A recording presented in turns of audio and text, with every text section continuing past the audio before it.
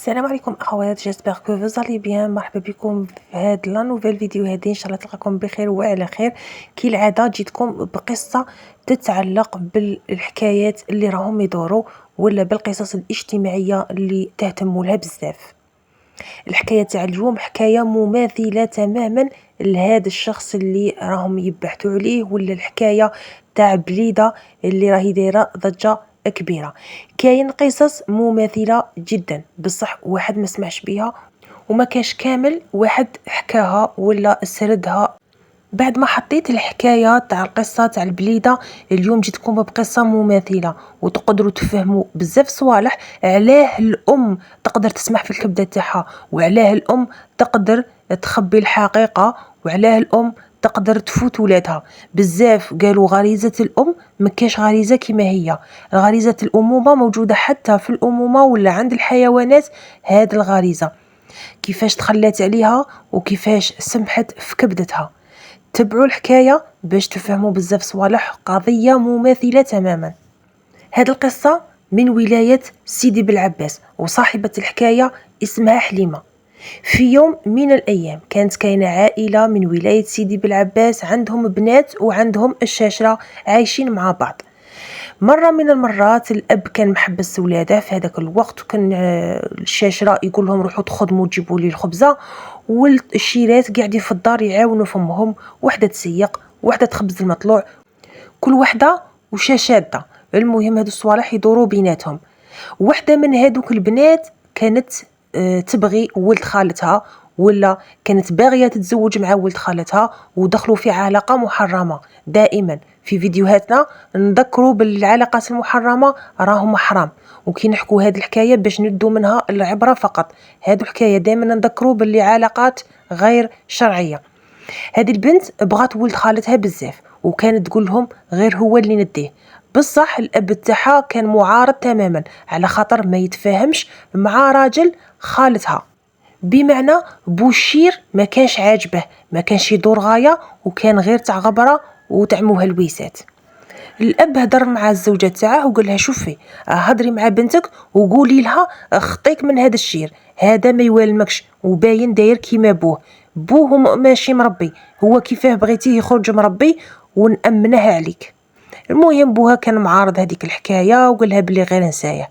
بصح هي قاعده مصمه باش تديه، قاعده تقول غير هو اللي نديه. حتى الوحده النهار وين بوها كان خدام، وكان من عوايده كي تجي 12 يجي للدار يفطر. تخيلوا في واحد النهار، يعني نهار من النهارات، قرر على 12 يروح يفطر في الدار كالعاده. كي جا رايح لقى بنته هذيك اللي راهي باغيه ولد خالتها واقفه معاه. بوها ما خمم في حتى حاجه، راح رفد مطرق وطاح فيه راني نقول لكم عطاه درس عمره ما ينساه. الاب تنرفى بزاف من بنته وقال هذه البنت ما يليق لها غير الزواج، نزوجها في كاش واحد نحصلها فيه ونريح، ما نبقاش انا عسها كل يوم. راح لمرته وقال لها شوفي، الخطاب الاول اللي يقصدنا في الطفله راح نمدوها له. اي مرة تجي تهضر لك عليها قولي لهم مرحبا بكم. وكما كان الحال جات وحده هضرت على الطفله، قالوا لها رانا قابلين، ارواحوا جيبوا الجماعه وروحوا نكملوا الهضره. جات الجماعه تفاهموا وقرروا انهم يزوجوها، وهي كانت حزينه بزاف ومشي عاجبها الحال ومشي باغيه هذا الزواج، على خاطر كان قلبها في ولد خالتها. خطبها واحد اجون سيكوريتي، بمعنى عساس يخدم في واحد المؤسسه قريبه لهم التم. زوجوها به وهي ما كانتش راضيه، راحت تزوجت به. حياتها فوتتهم غير مشاكل، المشاكل هي وعجوزتها، هي وسحماتاتها. المهم سلايفه المشاكل. جابت الطفل الاول، زادت جابت الطفله الزوجه. المهم ولاتي تولد حتى جابت 4 دراري. بعد ما جابت 4 دراري كبرت المسؤوليه، كبر المصروف، كبروا حتى المشاكل تاعهم مع الدراري تاع الدار الكبيره ولا دار العائله. التم بدات بريسي فيه وتقول له دير لي داري وحدي، بعدني على دي الدار ما نقعدش معاهم. هو ما لقى كيفاش يدير، كرالها بعيد على دار والديه وبعيد على دار والديها. المهم لقى سكنه رخيصه في الكرا، اكرهها لها. هي التم عجبتها السكنه وفرحت فيها بزاف. بوها ما كانش باغي وكان يقول له باللي ما تبعدش، خليكم غير قريب منا. بصح هي فرحت كي بعدت. تخيلوا بعد ما الاب تاعها زوجها رجع يهضر مع ولد خالتها نورمال، هذاك الاب ولا يبغي ولد خالتها ولا يتعامل معاه عادي، على خاطر صايي الطفله زوجها وما راحش يزيد يدير له مشاكل. من بعد هذيك الطفله عاودت رجعت هضرت مع الشير ولد خالتها وهي متزوجه وفي ذمه راجل. اتطورت العلاقه وبدا يجيه للدار. راجلها قلت لكم يخدم عساس، وكان اغلبيه الوقت يخدم في الليل، كان يوميا يجي عندها للدار. هي بعدت في هذيك الدار تاع الكريه، لقات راحتها عاشت وحدها. بدا هذاك ولد خالتها يوميا وكل ما يكون راجلها غايب يجي عندها للدار. من بعد ما عجبتهمش هذه الحاله وما عجبتهمش هذه المعيشه، وقعدوا يحوسوا على الحل المثالي ليهم. قعدوا يخموا. ولد خالتها اقترح عليها، قال لها شوفي ديري المشاكل انت وراجلك ومن بعد يطلقك ومن بعد نجي نخطبك ونديك نتزوج بيك. وقالت له تجي تديني بربع دراري؟ قال لها كيفاش دروك راكي عجبتني، كي تكوني براسك ما راحش نديك، تطلقي وانا نعاود نتزوج بيك، وبوك مستحيل راح يصرف عليك ومع 4 دراري. 4 وامهم بزاف، اصلا راه يتعامل معايا غايه، يقصر معايا في القهوه، راني نتلاقى به، راه معايا غايه، علاقتي معاه راهي مليحه. انتي ديري المشاكل مع راجلك باش يطلقك والباقي سهل. المراه بدات تدير في المشاكل مع راجلها، مرات نقرش لها على المصروف، مرات نقرش لها على الدراري، كل مره تلصق لها في سبه. بصح الراجل مسكين كان زوج صالح، كان يبغيها، صابر لها، يدير لها في الدنيا دينتين، رغم انه مدخوله قليل بصح مساعفها، داير لها خاطرها، بصح هي تاع الصح ما تستاهلش.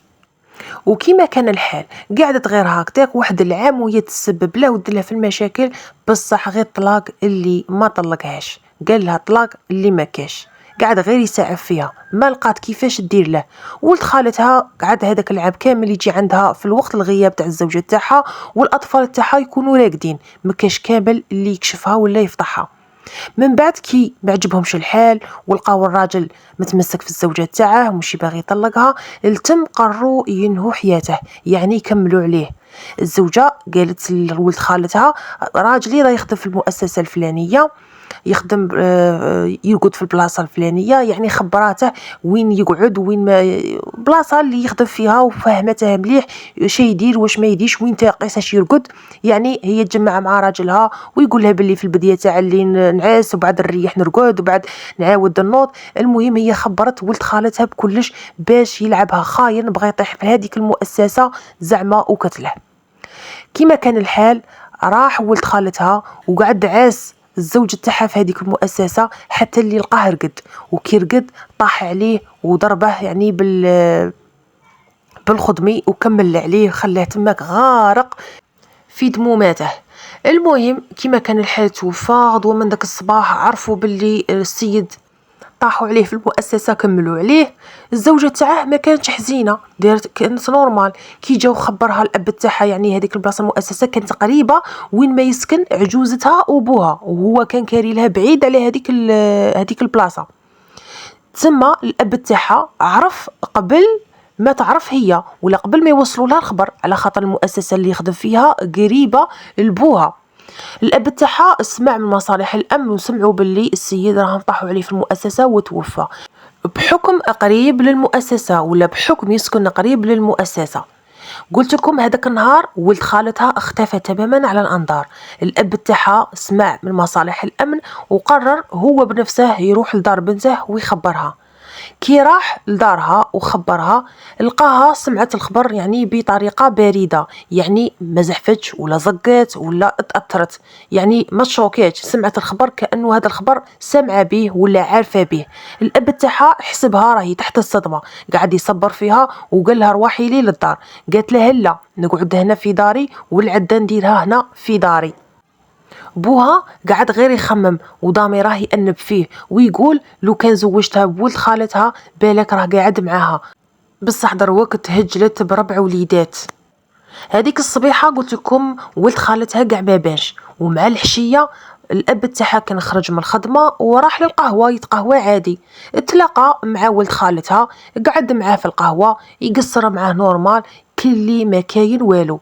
قاعد هضره تجبد هضره، خبره باللي السيد هذاك راهم قتلوه في هذيك المؤسسه. الراجل قال له واه سمحت، راني سمحت بالقضيه وبالحكايه.